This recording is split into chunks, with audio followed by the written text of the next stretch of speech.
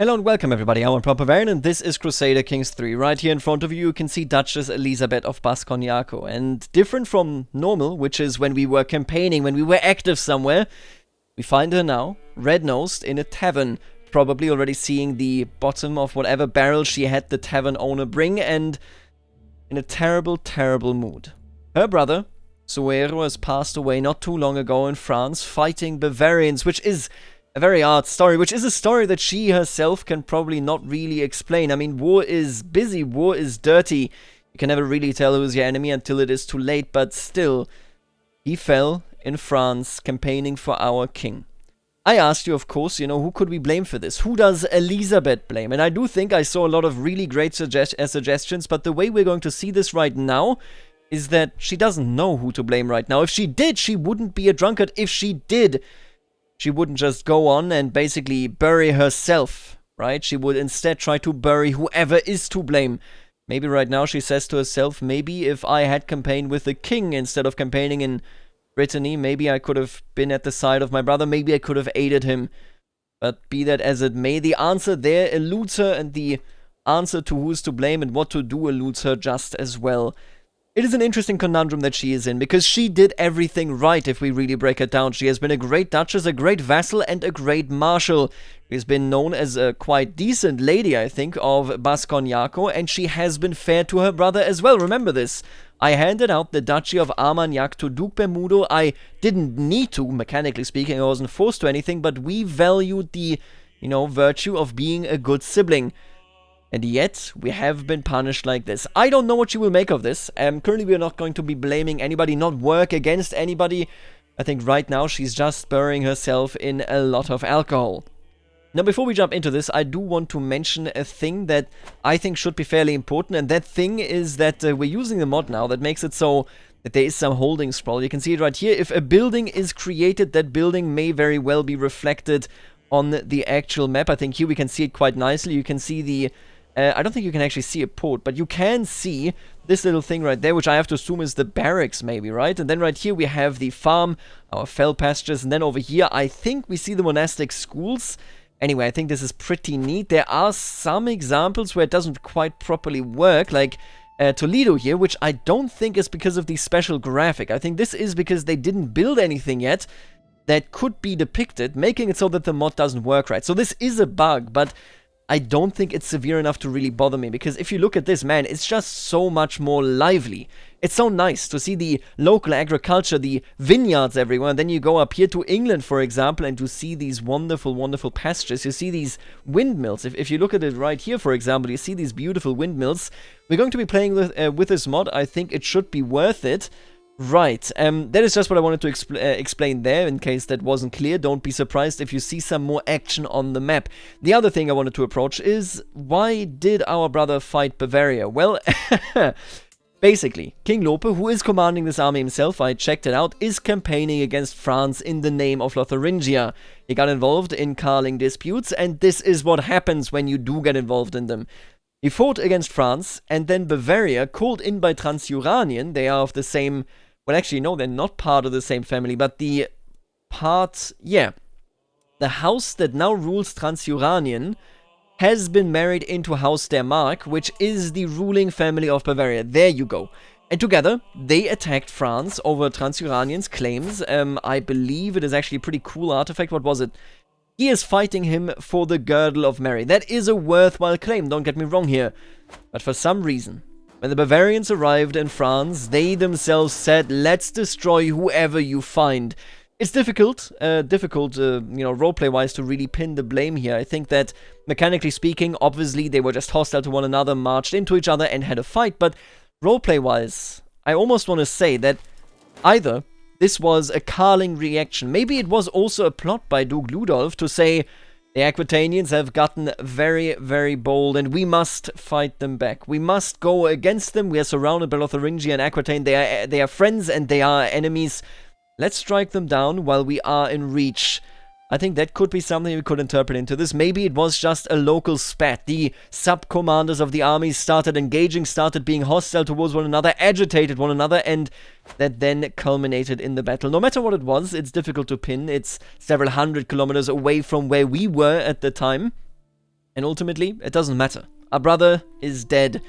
He is not to return, and we don't really have much hope left for that. So, that is just what I wanted to bring up. I think that's pretty neat to consider. There is a lot, of course, going around when it comes to consideration. But, yeah, no, I really appreciated everybody pointing out different things of how she could deal with it and who she could blame. But let's just, for the moment, you know what? And let's just indeed do it right away. Let's just bury ourselves in drinking. We spent some prestige here. That makes sense. We are a good Duchess. And now, all of a sudden, to every onlooker from the outside, it just starts going sideways. Cheers. Right. Elizabeth, hello. Suddenly, my vassal Mayor Matilda sits down beside me, cup in hand. Apparently, she has also taken to the tavern to relax, and we spent the rest of the night drinking together. I haven't felt so relaxed in months. Ah, interesting. Mayor Matilda of Blaya. Also a drunkard, a possessed one no less, and a bastard. Interesting. Alais is the mother. Wait, now I'm very curious. If you remember her, I don't remember. If you remember her, maybe she was involved in one of the previous cheating situations. But you know what? This is actually very nice. Mayor Matilda, drink up, my friend. And I think I will put you on my council. I can trust a woman like this, can't I? Mechipsa? I trust Mechipsa. Zentuo, you know what? I'm ousting you. Mayor Matilda, you're in. Zentuo, you are not in at all. I know that he is guaranteed a council spot as per his contract. He changed this just recently. And actually, I would like to take a look at this. Council rights guaranteed. So if I... Right, he can... demand council position. He can use that at will. So me firing him actually wouldn't achieve all that much. Honestly, Mayor Andrejotto, on the other hand, we don't even like her. Let's put Matilda in here, sure. She's not good at this, though. She would be pretty good as a marshal and pretty good as a chancellor. Yeah, but chancellor's the only thing that he can do. At the end of the day, we don't need her here to be good. We need her here to be by our side as we try to maneuver the pitfalls of being a duchess. Oh yeah, by the way, I'm doing this in a different way now, where the music is actually running in the background. So when there is a cut, then you will also hear the music jump a bit, but maybe this works a bit better than me actually just feeding in the music at the end of the episode, basically in editing. Let me know what you think about that. Anyway, as we are here, I wanted to do something else as well. Right, I did see that we can relax at the giant shade tree that we can find in Model. We didn't finance it, but it's still there. Let's take a look at this. In my territories, there's a well-known shade tree in one of the villages. I think it's time I visited it and see whether its reputation is well-deserved. You will travel to a famous shade tree in your domain to relax and lose stress. Historical context. Shade trees are large trees that were planted with the purpose of providing shade under its canopy and crown, or happen to grow in a place where it became such a thing to people living nearby. You start a trip to a giant shade tree in Bordel. Right. This is the only time, actually, that we can do this, because I know for a fact that this modifier goes away before 10 years are over because we didn't finance it. Meaning, we're going to be doing this, and it will be a pivotal moment as far as relaxing is concerned. You know what? Let's spend this money. I can't wait to see it. Let's try to get back on our feet, maybe. I mean, we are expecting, of course, and our son Philippe needs us. We're gonna take care of him as soon as we, I think, finish our travel to the shade tree. The Great Shade Tree of Bordel. There's a great shade tree in a village in Bordel, so great that even I, Duchess Elizabeth, decided it was worth my time to visit. The villagers were surprised but flattered that I even considered the village worth visiting, and they welcomed me with a little feast and various petty amusements like dances and their peasant songs. Afterwards, I came to the Great Shade Tree. It was, to put it simply, very big. Truly, one could fit the members of an entire clan under it. I spent a couple of hours relaxing under it, had a good time. You know, I do think that going to visit this shade tree, I mean, she was actually surprisingly welcomed by the people of Bordel. And in all fairness, I mean, the popular opinion isn't all that high here because I forbade the effigy celebration, right, against my father, but I think it takes some time for this population to come to terms with their new ruler because my father was so terrible to them. But they welcomed me like this. The shade tree could fit an entire clan. I think Duchess Elizabeth really is turning more and more to the family. I will educate you in martial because that is how how my brother died, and I want you to know what to do on the battlefield so that it doesn't happen to you, Philippe. And then I will educate you myself. And somebody else pointed out, and I think this is a very good pointer, if I forbid the brothers that I want to leave from serving in my army, they will actually start doing that once they have no job anymore. They were knights, so they had a job. Zephyr and X, you can go. Mechipsa, I want you to stay. I need you to stay. You're a good fella. Let's hope that they disappear.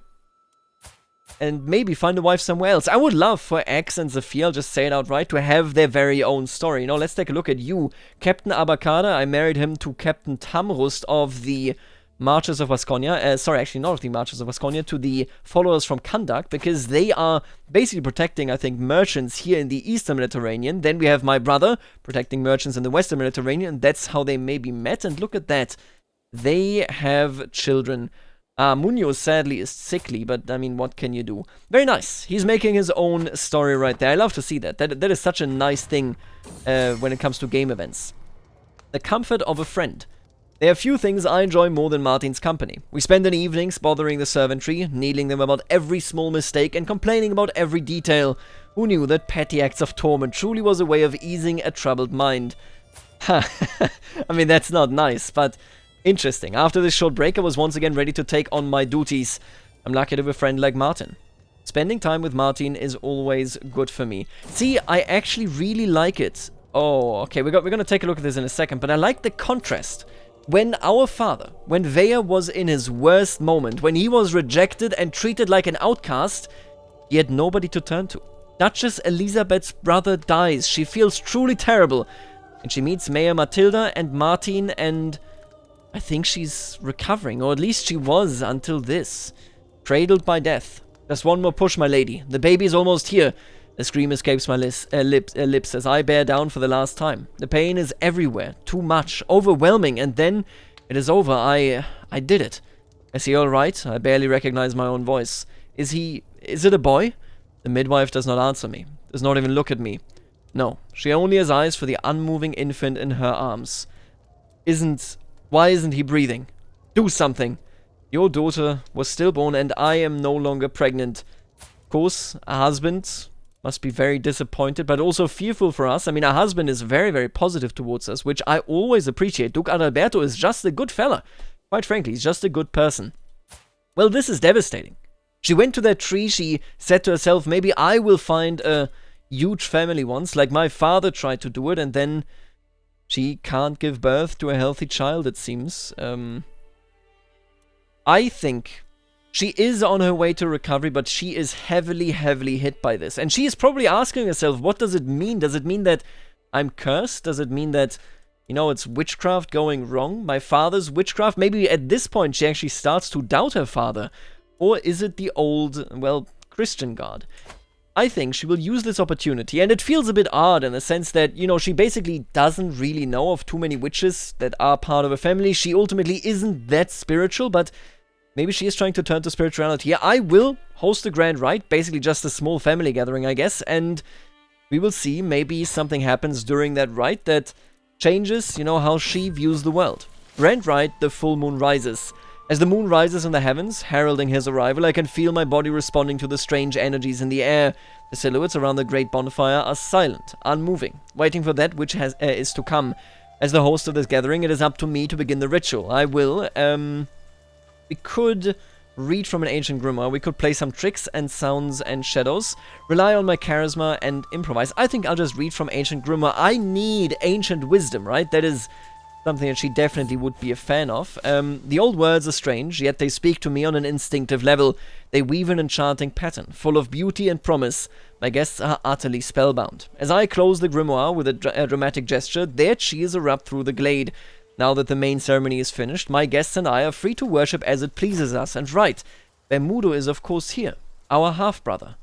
I could ask him to instruct me in the art of commerce. Oh, I like that actually. Working together. Or I could simply try to relax. You know, I gotta tell you, as a drunkard, as all the stress that we have just undergone, I will forego the perk that we could gain here, and instead simply try to enjoy his blessings. I like this idea, because we just had a miscarriage. It's a devastating event in anybody's lives. And this maybe helps her cope. I think a little bit of witchcraft isn't harming her. My guests and I have worshipped the horned god, exchanged sacred knowledge, and tied deep bonds. My mind is buzzing with new ideas, but my body is in desperate need of rest. A warm bed has never felt so tempting. May he watch over us until the next grand rite. Okay, I actually think, surprisingly, that she intrinsically now feels the value of her life and of the lives of the people around her. It has given her another level of appreciation. And by that I mean the difficulties of her deceased daughter, but also of her deceased brother. I think she might just emerge stronger than before. I was thinking maybe she's going down Vea's route here, but it doesn't seem that way. Slavka Devinsky has given a child to Mechipsa. And he wants to name the child Martin. Certainly. I mean, why not? Right? It's a Christian name. You may not be Christian, Mechipsa, but it is a bit of a cooperation here. It is a bit of a collusion between these parts of the family that could not be more different and yet stick it out together. I did notice, by the way, and I think I want to abandon this right here. I did notice that I can't actually do anything about Argent no matter what, because he has protected title revocation, and I can't change this. Because he changed it via the hook. Of course, he has a strong hook on us as is right now. And this puts me in a situation where I might get a claim, but I could only use it against Piare, and I don't know why I would do that. I don't think that she has this sort of a let's destroy his entire family feeling in this situation, so I will get this claim, but won't really do anything with it. What I would do, I think it would be much more effective here, is I would like to find out a secret about Zentur, because this could make it so that his blackmail is worth nothing anymore. At least that is, of course, the hope. She doesn't plot herself, but hey, her spymaster Eneko has been quite competent, and with that, maybe could be of use here. Right, are the wars of Aquitaine over? Not quite yet, but they are progressing quite nicely, it seems. Paying homage. My vassal, Mayor Matilda, has arrived outside my castle with a grand procession of well-dressed diplomats, knights, and exotic entertainers. The fellowship resembles a parade led by Matilda herself. In a booming voice, Matilda announces that she is here to pay homage, and that she comes bearing gifts of gold. Such generosity is hard to find in a subject. Matilda's loyalty is truly something to treasure. She is our friend. And I love, actually, the idea that she shows up with a bit of a procession. Because these sort of things were quite common, of course, because they attracted people. It's basically an extended market day, right? It is her saying, come to my location, come to Blaya, because here we will have a great market day, a great festival, and maybe she's basically hosting a local festival in my honor. Please enter, deposit the gold on your left. I think we will simply appreciate the money. I could ask for more, but she is a friend. And with that, I will leave it at that. I mean, we are just, honestly, she's just a great person. I think she helped us get through this difficult time. And you are right. We do still have Estefania in our prison. Now, I was talking about recruiting her, and I think I just couldn't do it because she was too recent in prison when I checked last time, but now I could do it. Would I want Estefania to join me? She is the sister of the king. I want her to join me. Otherwise, she would be in the court of Gilles, and that's just ridiculous. I need you to be recruited, yes.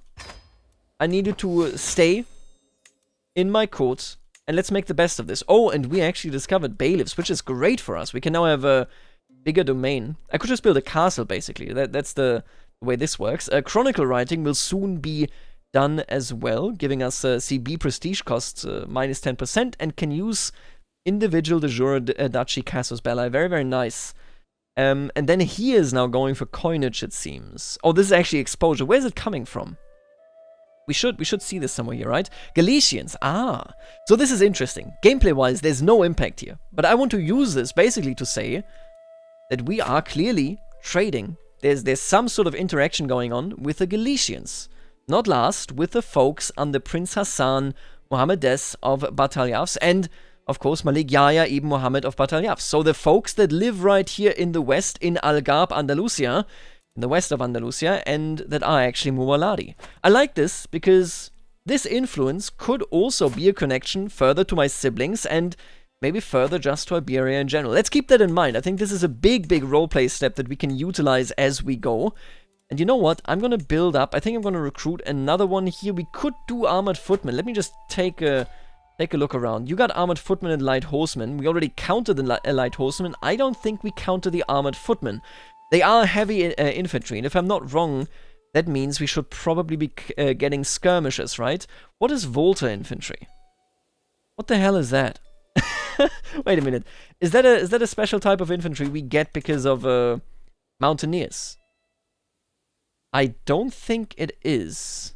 Okay, so I looked it up actually, and since I am one version behind for stability reasons, otherwise I can't play this safe, and since we will stay on this version, I just learned that Volta infantry is something meant for the Guanche people in down here in the Canaries, but that is a bug of the old version that I am on. I'm going to fix that between recordings, don't worry about it too much, but that obviously means we're not going to be recruiting Volta infantry. Instead, we're going to get some light footmen to counter the people around us, to simply be stronger than all the folks that could potentially oppose us. We have a great army. We are very, very big, actually, even, you know, for our own terms here. We just have a pretty good duchy. Look at the income we still got. Masonic Dealings. A guild of stonemasons has established itself in the county of Bordel. Having the dedicated craftsmen in my personal service could help the region flourish. Mayor Matilda, for being a drunkard, you are outstanding. I will strike a deal with the chief mason. Mayor Matilda, earn me their allegiance. She's not that good at that. Or, why would I need their help? Right. I will strike a deal. You know what? Maybe this gets me out of the house. This just gets me to Bordel, to that beautiful tree that we've seen. Let's just strike a deal personally, and let's hope that we can work that out. Ooh, and King Guiget got excommunicated. Why did you get excommunicated, my friend? What happened to you? Recent excommunication? I don't see anything here. He's a contrite. He must have gotten rid of one of his secrets. Maybe I can see it in the opinion here. No, I can't actually see a reason for his excommunication. I would love to know who did this to him. Because remember, Prince Vea got excommunicated because somebody here in Poitiers went against him and snitched to the Pope. Interesting. We could get a claim on Argent here. I'll be honest with you. I'm actually going to skip that. We can't use it, and I don't think it really concerns her all that much anymore. She, at best, wants a secret, but I think that's where it basically ends.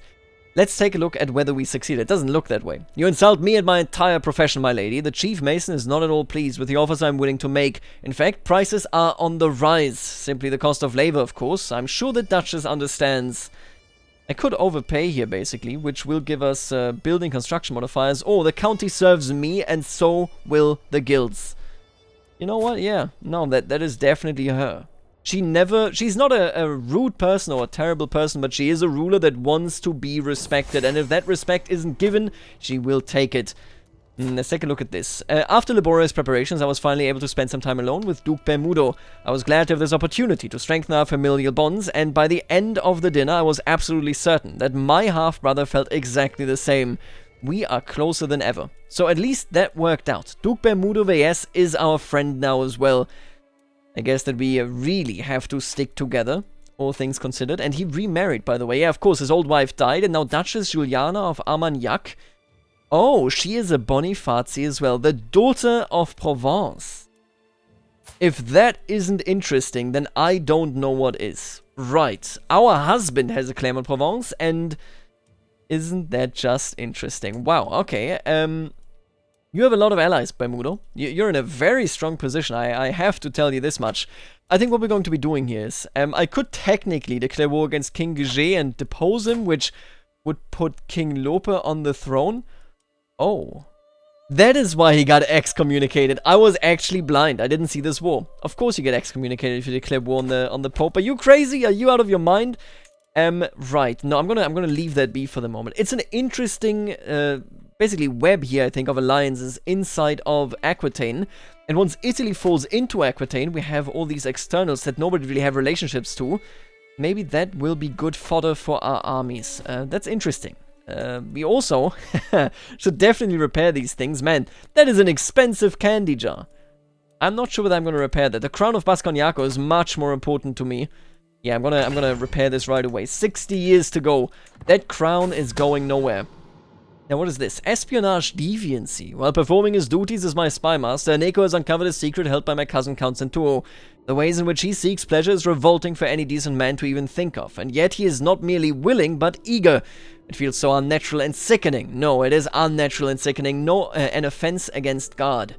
Servant, fetch me a bucket before I retch. So he is a deviant. Now, the thing about this is, we are an honest person. I could expose this secret, but that doesn't really serve us. We're not currently stressed out either.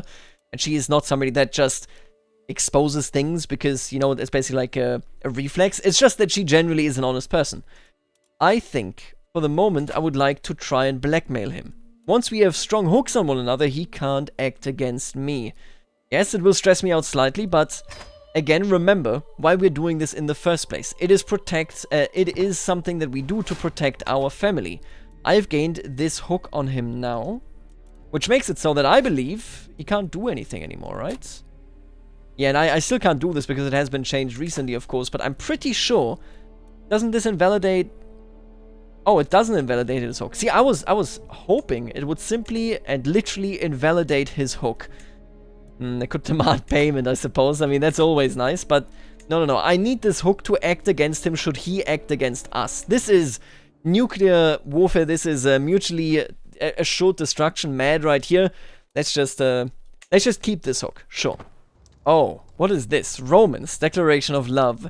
As I push aside the sheets to lay down, I find a little scroll resting on my bolster. Someone has entered my chambers unnoticed. A chill runs down my spine as I carefully unroll the thick parchment. My winsome star, lady of my heart, I can keep my feelings secret no longer. From this day on, I will do everything in my power to prove my loyal affections. We will see each other soon. Until then, dream of me, my love. Eternally yours, Duke Heramel. So, the brother of our husband wants to engage in cuckoldry and adultery against our husband.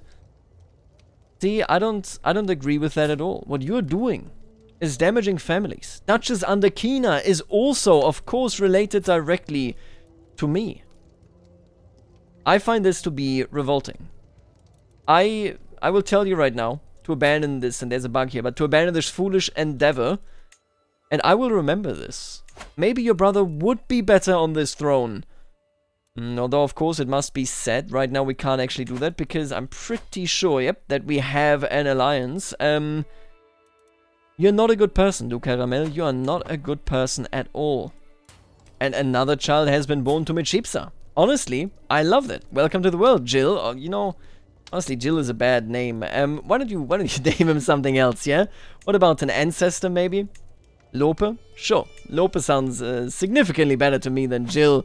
Because Jill is just this fella up here, and he's an absolute loser. Pregnancy. A child is growing in my womb. Let's hope that it goes better than last time. Martin became a better physician. I love to see that. And what do we have here? My last chance. Estefania has decided that her time in Bayona has come to an end. The servants have packed her chests and she has said her farewells. With Estefania goes her claim on the county of Carcassonne. If I want to press it and make her my vassal, this is my last chance to make her stay. If I declared war against King Lope for Carcassonne, first of all, I'm not sure that I could do that. I mean, I could do it, obviously, but if I did do that... Oh, no, actually, we can't. We literally cannot do it because she's a woman. We can't push a claim because he's a grown man, she's a woman, and our religion doesn't allow for this. I think I'll just let you go. I was interested in the potential of using her as a pressure point against King Lope should he get uppity, but he didn't do anything, so...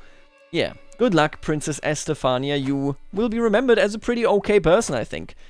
And he just lost the war against the Pope. Still, of course, excommunicated.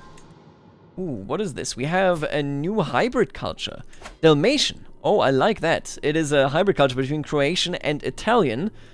They are which religion? They are Orthodox, actually. See, there is a bit of a conflict here between the Pope and the Orthodox Church and between the Eastern Roman Empire as a whole, I think, because... the Pope, has gotten very, very involved together with Serbia, which is Catholic, against the Orthodox Church, but as you can see, some people here clearly follow Orthodox. Very interesting. They now have their distinct culture. Anything interesting I should know here? No, not really. They just picked up the Connie raids from Croatia, right. Espionage lovers. By performing his duties as my spy master, Eneko has uncovered a secret held by Mayor Manrique. Oh. Huh. Well, I gotta tell you, I think that's under my pay grade. I don't really care whether the mayors in our realm have fun or not. Shiny. I was out and about when I noticed something shiny on the ground. Curious, I went closer to investigate. To my surprise, it turned out to be one very shiny gold coin. Did someone drop it here by accident? Who knows? There doesn't look to be anyone around, so it looks like this coin belongs to me now. It's very shiny indeed. Thank you. What a lucky day that was. We found a coin. You know, I gotta tell you. When we were playing Prince Vea, this last episode that we had before this one would have been the start of a massive escalation. And I mean, he was literally the devil. But with her, she kind of, I mean, she even recovered from a stillbirth. That is incredible. She is incredible. And look at Mayor Matilda. Oh my god, are you insane? First of all, another You know I have to name him Suero. You know I have to name him Suero. Another healthy son. I am thankful for everyone. Obviously, we still have Philippe as our main heir, but we have a second healthy son. Very, very nice. He gets Marzana if I were to die right now, which is hopefully not the case, but interesting to know. And anyway, Mayor Matilda is giving us a huge gift here. Mayor Matilda and Bordel, I mean, that is just... Honestly, I'm halfway considering maybe we should move our capital for the moment up to Bordel just because we want to be closer to our friend up there, but... Then again, Bayona is, of course, where we grew up initially, and it has, I think, a big position in our hearts. Ooh, and we could build up our capital itself a bit more here. I think what we're going to do with the money that she sent us is build up our troops so that we will be in a position of power no matter what. This should make it so that we can never be opposed by the king again. Ah, Martin died. Yeah, that is very saddening. Gave me 37 stress. Devastating. I mean, I didn't know him, he had cancer, but he was a great friend as well, don't get me wrong here. And he actually just achieved motivated workers. Very nice. Your spouse's average stewardship skill led to this windfall. Pretty neat. Yeah, wow, we actually turned to... we turned out just to be a pretty competent ruler, despite all the difficulties that we have had. I'm not making any of you court physicians, so let's just skip that. We could do a court tutor, and honestly, I like the idea of a court tutor. Are you... You're not gonna wander? Oh no, he actually wandered. X left the court. Very, very cool. I would like to name somebody a court tutor that I want to keep here as well. Let's get Piare. Let's get Piare de los Cameros. He is also one of our knights, so he should be a pretty good court tutor for this particular child that we're bringing up primarily here. I don't think I need any other position filled for the moment, but maybe court physician at some point. I am surprised. She is a well-adjusted human being. A good ruler, a good wife, a good mother. Maybe a bit drunkard, but you know, what can you do? Sometimes it just happens.